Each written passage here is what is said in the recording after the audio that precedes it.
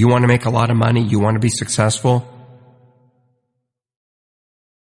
How do I get from where I am to where I need to be? I didn't want to be rich. I just didn't want to be poor.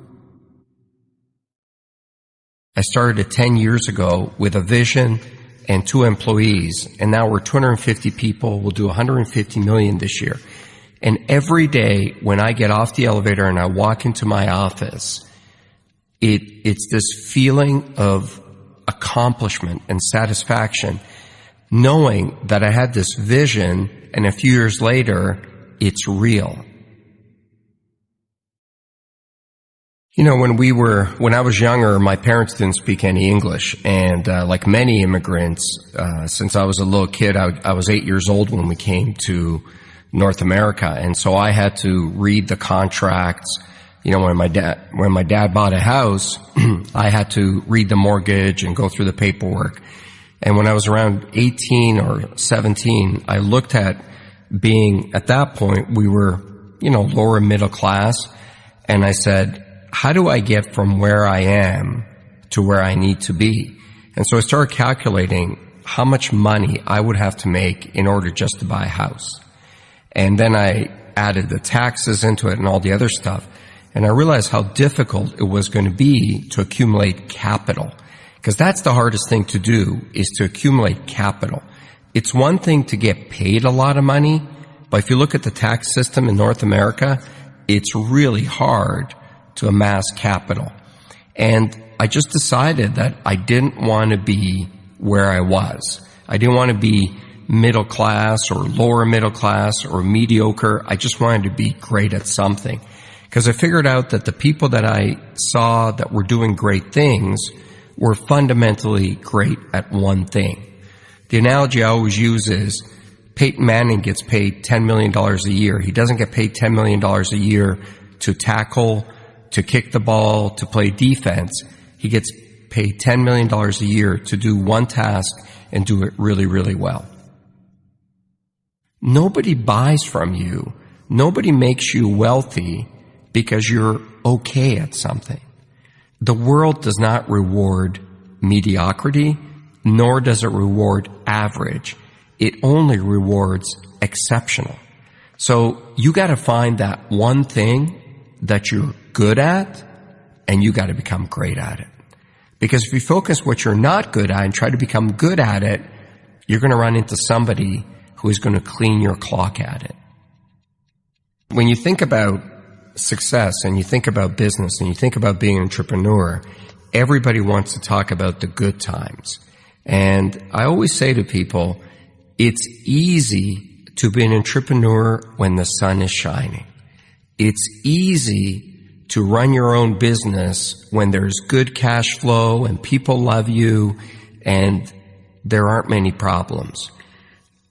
But have that same desire to do it when your biggest customer just left. Or do it when you don't have enough cash to make payroll. Or do it when you've got real problems at home and nobody cares. Being a great entrepreneur is the ability to stay focused and highly motivated when there's failure around you. It's not your ability to handle success that'll decide how successful you'll be. It's your ability to absorb failure. Not take failure, not get hit, but absorb it. I mean, absorb it with every fiber of your body. When there are those days where you feel like, I just cannot go on. Get up on those days, get in front of your team, and get them going in the same direction, and be highly motivated on those days. Because if you can do it on those days, you can do it any day.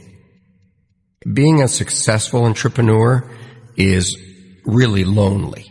I'm not saying that because I expect people to call me up and say, I'll be your friend and look for sympathy.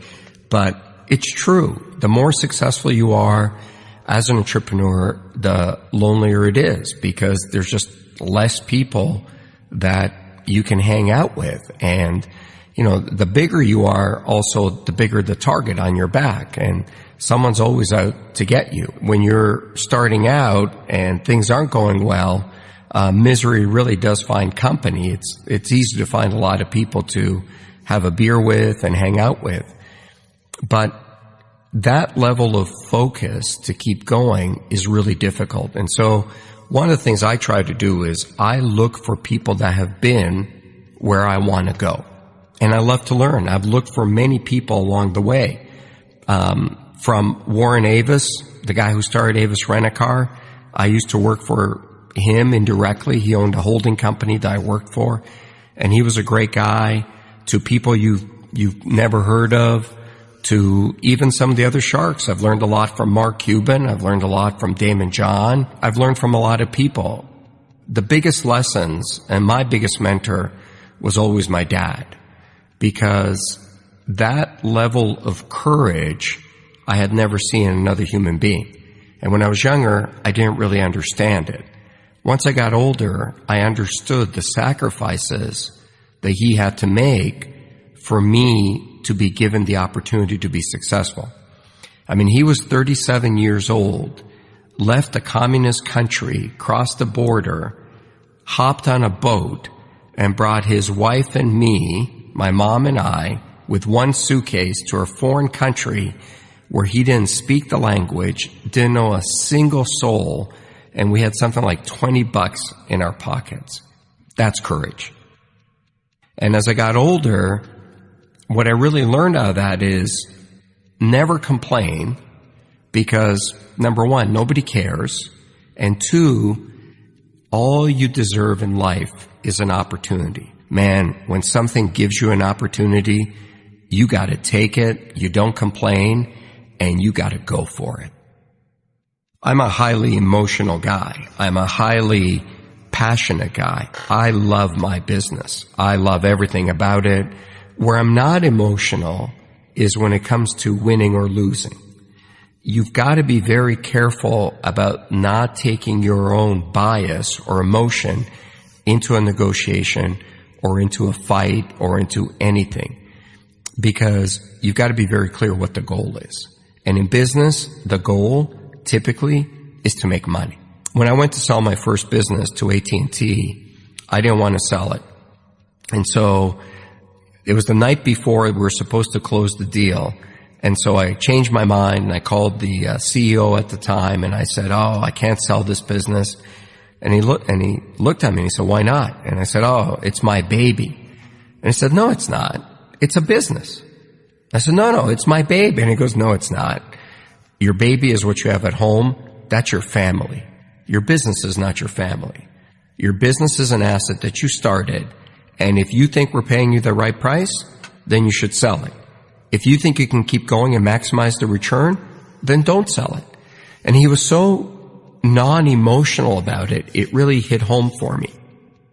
I've seen more people make mistakes because they get angry or they get highly emotional in front of a customer or in front of a supplier. Leave your emotion at the doorstep. Business is about business. When you hit the real world, you're going to start competing with people who are really, really good at something. Technology, advertising, something. And they know it inside out. You want to make a lot of money, you want to be successful, you got to take those people on with a skill that you're world class at. I hate the word failure. I hate that label. I wake up in a cold sweat in the middle of the night sometimes when I feel like I'm going to fail or I'm a failure. I run every day, and I run pretty far, and sometimes, just like everybody, I get jet lag and I get tired.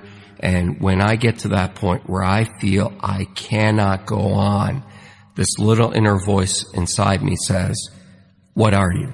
A failure? And then I don't care if my feet are going to fall off and blood is going to start dripping out of my veins. I will not stop. I hate that word. I do not want to be defined by that word.